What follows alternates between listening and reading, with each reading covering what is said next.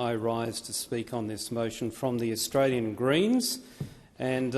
just highlight that President Trump has been elected as the 47th President of the United States,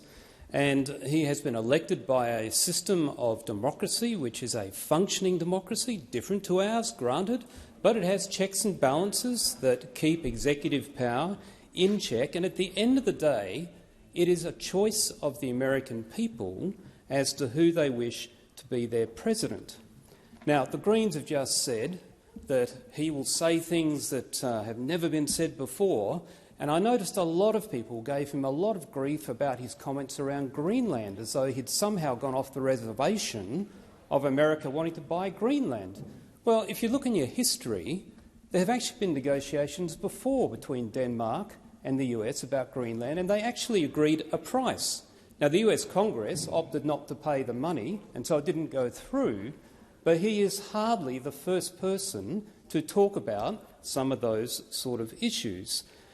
What is important to remember is that the US has overwhelmingly, under whomever has become the president, been a force for good in the world, and that is to Australia's benefit. We benefit from the rules-based order, we benefit from the influence of the people of the United States, both through our security relationships, economically, and in the people-to-people links. If the Greens want to look overseas and be critical, and here they have said that President Trump is a threat to Australia and the world because of his actions on things like human rights, etc., at least they could be consistent. I do note on the insiders in the ABC that the Deputy Leader of the Greens refused to say whether Hamas should be disbanded. And given that Gaza has not been a democracy for a long time now, and they're a terrorist group with awful track record on human rights, you'd think at least the Greens could be consistent. If they want to look overseas in a more positive sense, perhaps they could look at Finland, where people like Tia Tuominen, who is of the Greens party in Finland, led the movement there to preference science and engineering and economics over ideology when she moved her party to support the introduction of nuclear power in Finland. And what was the result? They now generate power that is 98% emissions-free, and their power prices have dropped to the equivalent of 12 cents Australian per kilowatt hour, compared to my home state of South Australia, where we pay 45 cents per kilowatt hour, sometimes even higher. Now, if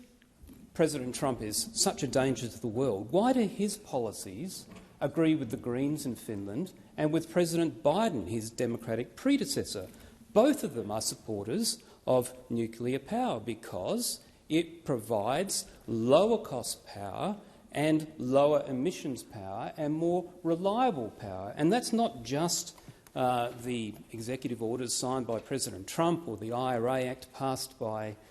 President Biden.